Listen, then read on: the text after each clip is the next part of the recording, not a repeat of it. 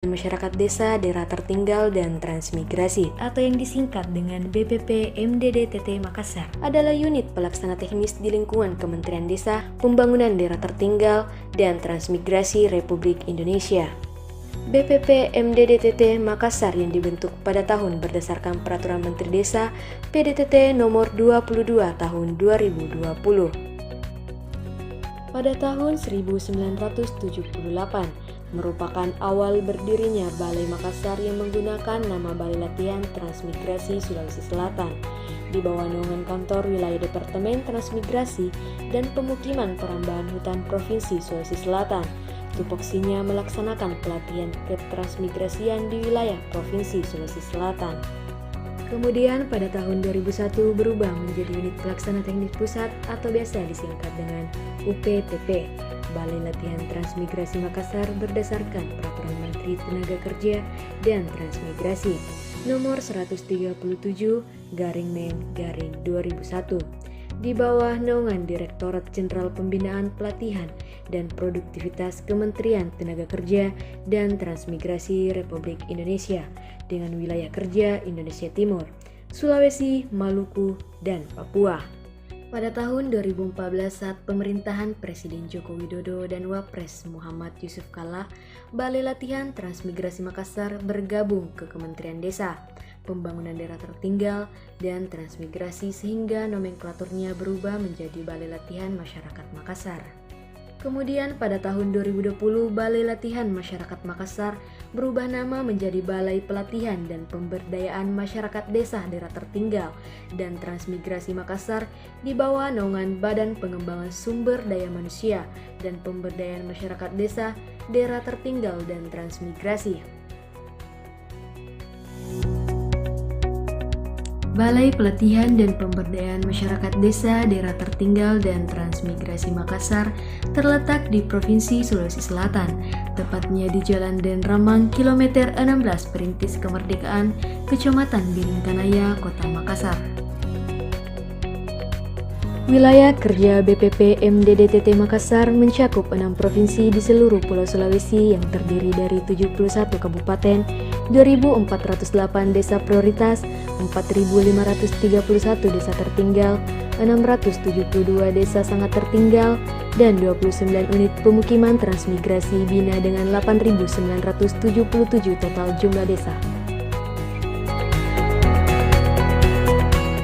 Kembali lagi di acara Ngobrol Pintar Akademi Desa. Nah, kali ini sahabat desa, saya mendapat kesempatan ke Balai Makassar bersama saya Ruth. Nah, kita akan jalan-jalan dan ngobrol-ngobrol mengenal lebih dekat Balai Makassar. Nah, di sebelah saya ini ada Pak Kasubag Balai Makassar. Kita kenalan bersama-sama ya sahabat desa. Selamat siang Bapak. Selamat siang Mbak Ruth. Nah, selamat datang saya ucapkan dulu ya. Wah, selamat kasih datang. nih Bapak. Selamat datang di Kota Makassar, kota para nelayan kata orang. Kota kuliner kata orang. Banyak makanan yang menarik Sudah dong, Bang. kuliner di sini. Katanya seperti itu, sudah kuliner. Dan ini Makassar ini memang central of point untuk wilayah Sulawesi, untuk wilayah Indonesia Timur. Jadi semua transit di sini dulu, Pak. Makanya banyak nelayan, banyak perahu ya, Pak. Memang di sini Makassar ini kalau istilahnya gerbang Indonesia Timur, Mbak. Katanya seperti itu. Nah, kami sebelum saya lanjut nih Mbak ya, saya perkenalkan dulu. Nama saya Andi Syarif Hidayatullah Aksa, SSTP. Kebetulan saya Kasubag TU di sini. Kasubag TU itu tata usaha. Nah, kalau sekarang sih fungsinya luar biasa. Mulai dari pelatihan sampai dengan rumah tangga itu kerjanya Kasubag TU sekarang. Semuanya ya Pak ya. Semua menyusun semua seperti itu. Jadi memang sangat kompleks. Nah, sebelum saya lebih lanjut juga nih, saya mau sapa dulu nih sahabat desa seluruh Indonesia. Iya, boleh nggak? Ajarin saya Pak pakai bahasa Makassar. Oke, saya mau sapa nih. Iya Pak ya. Saya biar tahu. Saya mau sapa sahabat desa dengan dialek Makassar. Boleh nggak? Boleh dong. Boleh ya. Iya. Jadi seperti ini. kalau di Kota Makassar sering kita sampaikan itu agak kareba Mbak. Apa kabar? Jadi kalau kita mau sapa sahabat desa di seluruh Indonesia, kita gunakan agak kareba sahabat desa. Gitu. Bisa dicoba Saya Pak? ulang ya. Iya. Agak kareba sahabat desa. Jawabannya simple Mbak. Tapi kita bisa ada dua nih persepsi di sini kan. Di sini ada bahasa nih, ada bahasa Makassar, ada bahasa Bugis Mbak. Nah, bahasa Bugisnya itu kalau dijawab agak kareba, jawabannya kareba madeceng. Kalau bahasa Makassar baji-baji. Saya belajar yang gampang aja Pak, gimana Pak? Baji-baji aja. Baji-baji. Coba Jadi- Pak, saya mau coba nih Pak. Oke. Coba ya. Agak kareba sahabat desa. Baji-baji. Nah, itu benar. Seperti itu, Mbak. Tadi saya jalan-jalan sedikit nih Pak, Balai Makassar. Wah, menarik sekali ya Pak. Ada apa saja sih di Balai Makassar gitu Pak? Bapak bisa ceritakan bagaimana Balai Makassar melakukan tugas, fungsinya? Nah, Balai Makassar ini sebelum saya menceritakan bagaimana keseharian kami yang luar biasa di sini. Wah, ini menarik nih Pak. Enggak. Jadi santai, maksud saya gini. Balai Makassar ini merupakan unit pelaksana teknis di Kementerian Desa. Nah, ini diatur dalam Permendes nomor 22 tahun 2020 terkait organisasi dan tata laksana unit pelaksana teknis Kementerian Desa, Pembangunan Tertinggal dan Transmigrasi. Jadi diatur di situ, Mbak. Jadi di situ unit pelaksana teknis Kementerian Desa itu terbagi dua. Ada namanya balai besar dan ada namanya balai. Nah, balai ini orang sering bilangnya balai kecil, Mbak. Kenapa balai kecil? Karena memang balai ini yang sering dikatakan balai kecil ini dipimpin oleh eselon 3.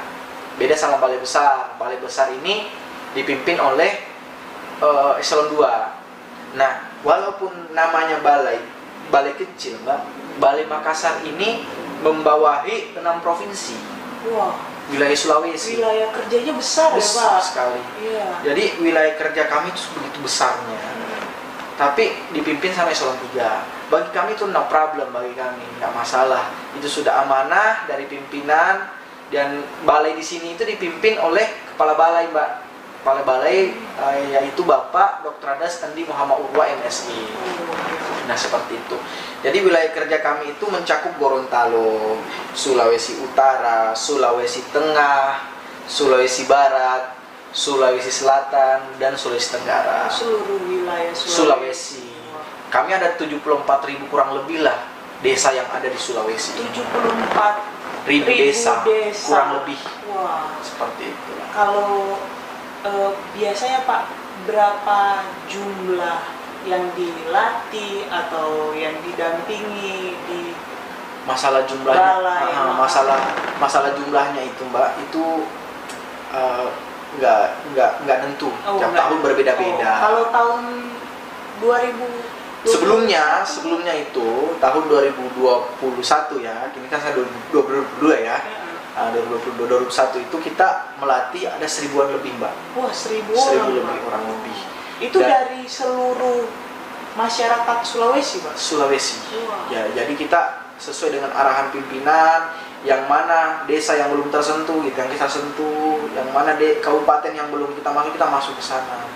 Jadi memang kami di sini ada data yang mana desa yang bisa, yang udah, yang mana desa yang belum dilatih. Jadi seperti itu. Jadi kami di sini kesehariannya memang apa namanya ya, bisa dikatakan memang secara tugas dan fungsinya itu ada dua nih tugasnya. Oh iya, tugas fungsi Balai Pelatihan Makassar ya. Ya, jadi jangan di Balai Pelatihan doang, Bang. Soalnya kita ada pendampingan juga di sini. Oh iya, Balai Makassar gitu. Balai Makassar. Kalau panjangnya tadi kan sudah disebut nih, Balai Pelatihan dan Pemberdayaan Masyarakat Desa, Daerah Tertinggal dan Transmigrasi. Lingkupannya banyak sekali. Panjang sekali namanya. Singkatnya aja Balai Makassar. Balai Makassar. Walaupun namanya Makassar, tapi cakupannya Sulawesi, Mbak. Iya. Jadi jangan, sahabat desa jangan salah kaprah. Walaupun namanya Balai Makassar, wilayah kerjanya bukan Makassar doang. Jadi jangan salah kaprah.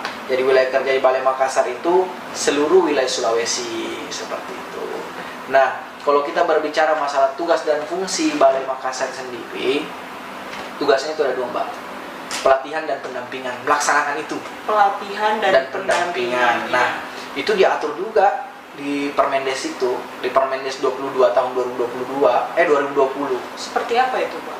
Pelatihan Ya. dan pendampingannya. Gini, tugas pelatihan pendampingan, kita bicara fungsinya, turunan dari tugasnya itu. Turunan dari tugasnya itu kita melaksanakan ada 5 fungsi, Mbak. Pertama, fungsi persiapan. Fungsi persiapannya ini dalam bentuk penyusunan.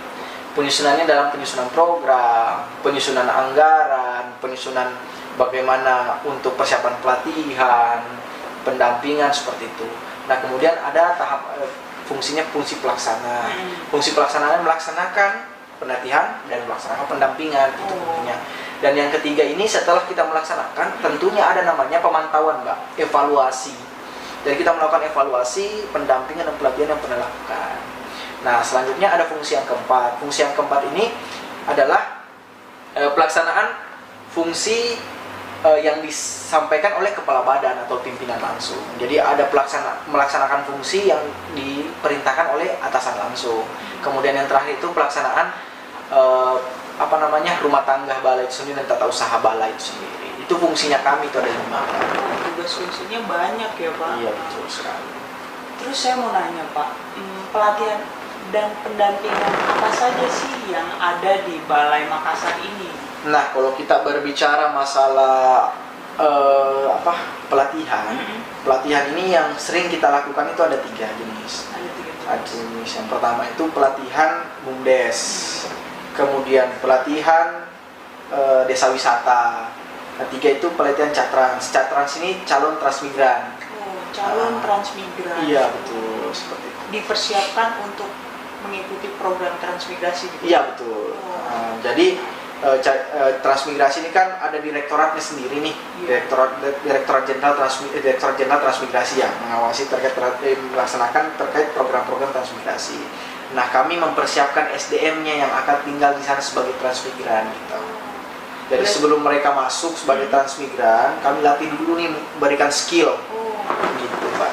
Wah, saya jadi belajar nih, Pak. Kalau pelatihan itu berarti menambah skill dari masyarakat itu, Pak. Nah, kalau pelatihan BUMDes, pelatihan desa wisata, pelatihan calon transmigran, ketiga pelatihan itu skill-skill apa saja itu, kemampuan apa saja yang dilatihkan kepada masyarakat. Nah, Bapak bisa kasih gambarannya? Saya kasih gambaran umum aja ya. Iya, kasih gambaran umum bagaimana pelatihan dan pendampingan. Nah, untuk saat ini karena memang untuk pendampingan masih dalam tahap penyempurnaan, jadi kita masuk pelatihan aja ya. Nah, di tahap pelatihan ini kami itu melatih skill-skill seperti bagaimana mengelola keuangan BUMDes. Ini pelatihan BUMDes, kita bicara pelatihan BUMDes. Terus bagaimana manajerial BUMDesnya. Begitupun dengan desa wisata, bagaimana mengelola keuangan desa wisata, kemudian bagaimana manajemen desa wisata maupun BUMDesnya itu sendiri. Nah, sama dengan pelatihan calon transmigran. Calon transmigran ini dilatih bagaimana mereka mengelola lahan yang disiapkan, contoh menanam bagaimana caranya, kemudian bertani, berkebun, beternak, atau apa istilahnya kalau perikanan gitu. Jadi mereka dilatih di sini, Mbak. Kebetulan Balai Makassar memiliki tematiknya adalah perikanan dan peternakan. Tematik itu maksudnya apa nih, Pak? Jadi memang kekhususan istilahnya, kekhususan yang diamanahkan ke Balai Makassar. Kekhususannya itu di bidang peternakan dan perikanan. Makanya nanti kita jalan-jalan lah, bagaimana lihat empang kami di belakang ada, kemudian ternak itik kami ada, bebek, kemudian ada kambing di belakang, ada ikan yang lagi kita semua lagi dalam tahap pengembangan. Nah, di sana di belakang juga ada kebun kami, Mbak. Jadi insya Allah di Balai Makassar akan ada namanya agrowisata, Mbak. Wah, itu kayak gimana tuh, Pak? Jadi agrowisatanya ini bagaimana masyarakat desa bisa lihat nih, oh seperti ini contohnya agrowisata. Jadi agrowisata itu di samping ada bisa sayur mayurnya ada, wisatanya ada dalam bentuk wisata bunga-bunga, kemudian di dalam situ ada juga peternakannya ada. Jadi ini bisa dicontoh oleh BUMDes-BUMDes ke depan bahwa wilayah-wilayah mereka bisa dijadikan hal seperti ini gitu. Bisa dijadikan agro yang menambah, otomatis akan menambah penghasilan di desa itu sendiri. Di Balai Makassar itu Pak, dia punya tematiknya perikanan dan peternakan, dan juga yang menariknya itu ada agrowisata yang akan dikembangkan. Itu berarti sedang proses gitu ya, sedang proses pengembangan. Sekarang lagi ditata nih di belakang, karena kita mau rencananya sesuai dengan arahan kepala balai, kita akan buat seperti itu Mbak. Dan kebetulan ini lagi kita tata sedemikian rupa. Kita menunggu instruksi dari kepala balai seperti apa, dan alhamdulillah teman-teman pengurus Demplot sudah bekerja, sudah melakukan penataan dengan baik. Ya kita tinggal tunggu namanya tumbuhan ya. Kita tinggal menunggu bagaimana pertumbuhannya seperti itu. Mudah-mudahan doanya Mbak Ruth, mudah-mudahan bisa berhasil, dan sahabat desa di seluruh Indonesia bisa berkunjung nanti seperti itu. Wah, jadi berarti Balai Makassar ini menjadi wadah pembelajaran gitu ya Pak ya, buat masyarakat. Harus, memang balai itu dibentuk sebagai tempat pembelajaran Mbak. Wah. Pembelajaran demi meningkatkan kualitas SDM di desa, kan begitu tujuannya. Kita balai ini bagaimana meningkatkan kualitas desa itu sendiri, masyarakat desa. Berarti tinggal masyarakat desa mau untuk mengeksplor lagi kira-kira potensi apa sih yang bisa dikembangkan. Dan khususnya kalau di Balai Makassar ini saya belajar itu bahwa ada spesialisasi istilahnya ciri khas. Dimana bukan sapaan aja yang punya ciri khas ya. Iya. Sapaannya tadi agak kareba, ya, tematiknya juga ada dong. Tematiknya itu perikanan dan peternakan. Oh, jadi saya banyak belajar nih Pak. Saya udah siap nih Pak, ntar berkunjung melihat agroteknologinya. Agrowisata. Nah, kami ini dari Balai Makassar sementara mau melakukan kolaborasi. Wah, gimana itu Pak? Ini yang disampaikan oleh pimpinan tertinggi kita, Presiden Republik Indonesia, bahwa tingkatkan kolaborasi sesuai dengan arahan Pak Menteri, bahwa tingkatkan kolaborasi. Kita melakukan kolaborasi Pak dengan beberapa, sudah membangun komunikasi dengan beberapa universitas, beberapa kementerian lembaga yang ada, yang UPT yang ada di Sulawesi Selatan itu sendiri. Jadi mudah-mudahan kolaborasi ini bisa berjalan dengan sesuai dengan harapan, agar kita sama-sama bisa melihat hasil bagaimana Balai Makassar nanti ke depan seperti itu. Ini menarik sekali sih Pak, agrowisata dan kolaborasi UPT di wilayah kerja Makassar. Balai Makassar masih proses pengembangan gitu lah ya Pak. Betul. Nah, kira-kira Bapak ada pesan nggak buat sahabat desa gitu, untuk kalau misalnya mau belajar, mau berkunjung gitu ke Balai Makassar, bisa cari tahunya kemana nih Pak? Nah, bagi sahabat desa di seluruh Indonesia, khususnya sahabat desa di wilayah Sulawesi Selatan yang menjadi lokasi wilayah kerja kami, kalau mau berkunjung ke Makassar atau mau sekedar melihat bagaimana perkembangan Balai Makassar, sahabat desa bisa melihat Instagram kami di BPPMDDTT Makassar. Jangan lupa BPPMDDTT Makassar. Jadi bisa lihat di situ apa sih aktivitas Balai Makassar itu sendiri. Jadi sahabat desa, kalaupun sahabat desa mau berkunjung langsung, silakan. Balai Makassar ada di Jalan Dendramang, Kecamatan Biringkanaya, Kelurahan Pai, Kota Makassar. Silakan berkunjung ke sini, kami tunggu sahabat desa. Ya, sahabat desa, sudah di penghujung acara, kita sudah belajar banyak di Balai Makassar. Nah, kita jadi tahu nih kalau Balai Makassar punya ciri khas, di mana tematiknya adalah perikanan dan peternakan. Nah, dan menariknya lagi ada agrowisata yang dalam proses pengembangan. Nah, jangan lupa subscribe, like, dan komen Akademi Desa. Sampai bertemu di episode selanjutnya. Akademi Desa, Desa Bisa. Salamaki, Topada Salama.